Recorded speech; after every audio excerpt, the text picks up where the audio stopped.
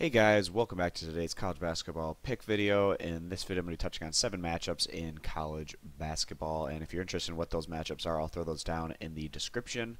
If you're interested in getting our daily free pick, you can head over to our main website, stumpthespread.com. I'll throw a link to Stump the Spread down in the video description as well.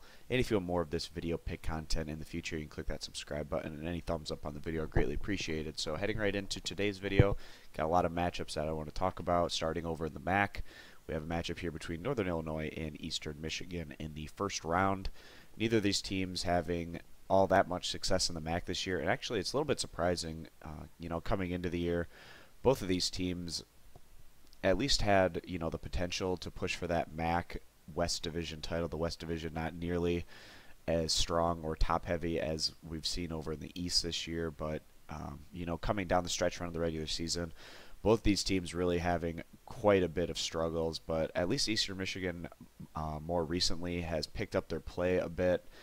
Recently they did go against Northern Illinois and won that one by 16 points. It was a pretty nice result for them, and also Eastern Michigan does have a recent blowout win against Central Michigan, so the Eagles are at least starting to head back in the right direction.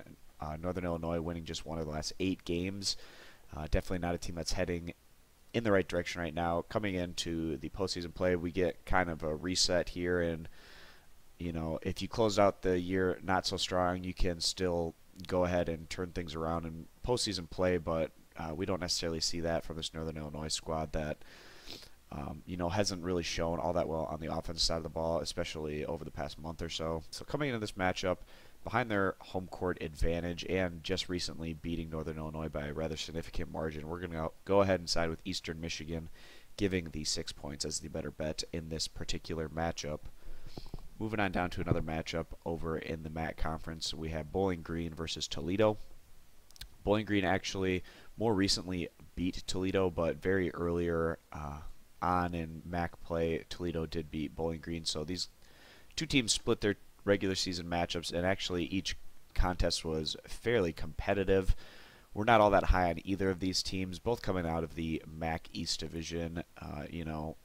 Toledo right now getting that home court advantage against a Bowling Green, and Toledo throughout MAC play, they never really have been able to string together too many wins or losses in a row, which has allowed them to finish right at that 500 mark at the end of conference play. And then you have Bowling Green, who's had to deal with some injuries at times, and every once in a while Bowling Green puts up a really awful result, and it seems like this group doesn't necessarily deal all that well with adversity when they start getting down by a larger number of points. But outside of maybe a handful of games where they've been beaten rather significantly, they've been largely competitive outside of that, and they even have shown at times that they can compete on the road. This does feel like quite a bit of points, getting that 9 to 9.5 right now between two teams that haven't necessarily had overwhelming success in the conference this year. Wouldn't be surprised to see another competitive matchup between these two teams. So we're going to go ahead and side with Bowling Green, getting those 9 to 9.5 points as the better value bet against the spread. Moving on down here, we have College of Charleston versus UNC Wilmington. Really looking forward to watching this one. I always like it when the best two teams in a conference meet in their conference tournament finals. College of Charleston does things a bit differently than UNC Wilmington. Charleston's all about their defense. They rank top 25 in the nation in total defense, and they've been having a lot of success, building off of their solid defensive effort. And then you have UNC Wilmington that plays really fast, and they move up and down the court, and they really look to score quite a bit in transition. And that definitely a team that has been the top offensive threat in the conference this year.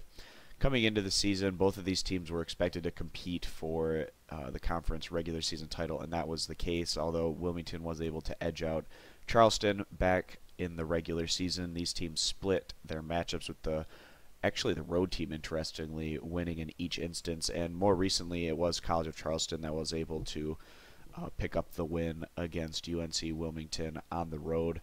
This should be a really great matchup. Defense tends to travel a bit better, and that can play in Charleston's advantage here, but we do feel like this UNC Wilmington squad does have a bit higher of a ceiling, and really if either of these teams make the NCAA tournament. Both are going to be a tricky matchup in the first round. Probably getting in that 12 to 13 seed range. They would definitely have a decent shot at upsetting whatever 4 or 5 seed that they would go against. But coming to this one as the top seed and as a lot higher ceiling on the offensive side of the ball, we're going to side with UNC Wilmington, giving the 3.5 points as the better value bet against the spread. Moving on down to the horizon, we have Youngstown State versus Northern Kentucky. Really the horizon, a lot of teams here in the semifinals that you wouldn't necessarily expect. Northern Kentucky actually looking like potentially the best chance to get out of this league right now. Oakland's been eliminated, Valparaiso's been eliminated, Green Bay's been eliminated. Those are probably the 3 teams that had the best shot, best odds at winning the conference tournament coming into this thing, but that simply hasn't played out that way. Youngstown State has a pretty high ceiling on the offensive side of the ball. This team that plays really fast, but on the defensive end, they haven't been nearly as good throughout the regular season. They have been a bit better in this tournament, and Youngstown State recently in their more recent matchup against Northern Kentucky was able to pick up the win on their home court. Earlier in conference play, Youngstown State went on the road and fell to Northern Kentucky. But this is a Northern Kentucky basketball program that's, just coming into the Horizon League within the last couple of years and making that transition over into D1 basketball. It'd be really exciting for this group if they were able to make a run into the NCAA tournament. Northern Kentucky, they have some of the best facilities in the Horizon League, and given the fact that they have a pretty intriguing young roster, this is definitely a program to watch out for in the coming years. And if they were able to win the Horizon postseason tournament this year, they definitely would be ahead of schedule. Should be a pretty interesting matchup today.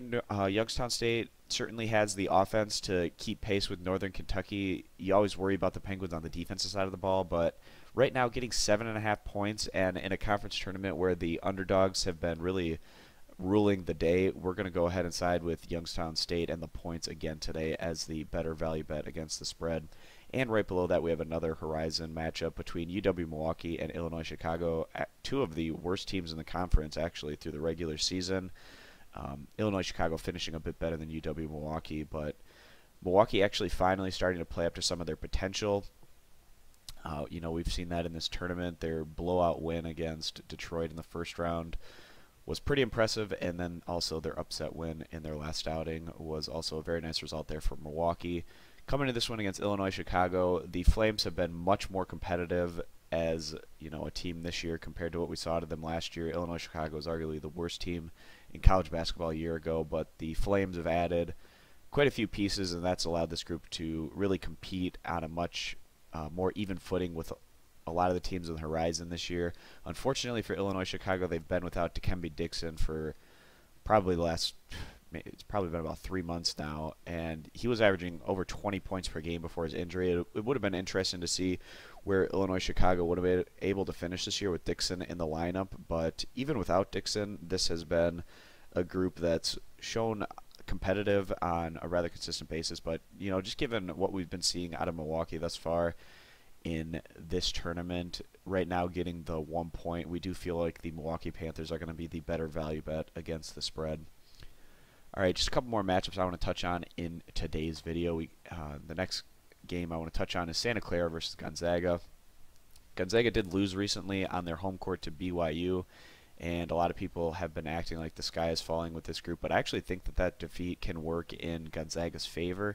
They're no longer undefeated, so they don't have to play with the pressure of having a perfect season, and also with that defeat, Gonzaga probably gets knocked down to maybe a 2 seed in the NCAA tournament, but even if they're not a 2 seed, they're not going to be getting that number 1 overall seed, and that can definitely take some pressure and expectations off Gonzaga. This is still one of the best Gonzaga teams that we've seen and over the last 10-15 years, and that's really saying something given how many great Gonzaga squads there's been. This is the team that has the best win differential, point differential in the nation. Part of that obviously has to do with their easier conference slate, but Gonzaga has been consistently dominating their competition in conference this year, and they already have 2 blowout wins against Santa Clara under their belt. Gonzaga definitely deserving of being a significant favorite. Actually, a little bit surprised that they're not even, even more favored in this one. I would have expected this one to be more in that 23 to 25 point range, especially given how dominant Gonzaga has been against Santa Clara during the regular season. So we're going to go ahead and side with the Bulldogs here, giving the 20 points as the better bet. And just one more matchup I want to touch on in today's video. Really excited for this one. East Tennessee State versus UNC Greensboro matchup in the SoCon in this one. Coming into the year, we really liked this East Tennessee State squad. Bringing back a lot of veteran talent and also some intriguing pieces. This is one of the most athletic mid-major teams in the country, and given that fact, they have a very high ceiling, which we've seen at time this year. And if they are able to make the NCAA tournament, we do feel like they have a better shot at upsetting whoever they face in the first round in comparison to UNC Greensboro. And really, this East Tennessee State squad, they have some high-level transfers and just, the kind of talent that you'd expect more at a higher major school, and that can really kind of creep up and surprise some people, especially in one of those first-round matchups in the NCAA tournament. So definitely a team to be on upset lookout for whoever they go against in the first round there. Would be really excited to see that. But UNC Greensboro, they've also been having themselves a really solid year. This is a group that brought back a lot of veteran experience, and actually they went 2-0 against ETSU during the regular season. Both of these teams had quite a bit of success during the regular season. It's nice to see, two of the best teams make it here to this point in the tournament. Like we said, East Tennessee State definitely has the higher ceiling, especially on the offensive side of the ball. We've been seeing a lot better numbers out of the Buccaneers throughout the regular season. And, this can be a pretty competitive game, but we're going to go ahead and side with ETSU here, giving the 6 points as the better value bet against the spread. They're just a really tough team to go against, even though UNC Greensboro has had their decent results against ETSU this year. It's always tough to beat the same team 3 times within the same season, especially a squad as talented as the Buccaneers. So we like ETSU to break through today against the Spartans as they go on to win and cover this 6-point spread. And those are the 7 matchups I wanted to touch on in today's video. Again, if you want to get our daily free pick, you can head over to our main website, stumpthespread.com. And if you want more of this pick video content in the future, you can click that subscribe button. So thanks, guys, for stopping on in, and we'll see you in the next video. Bye.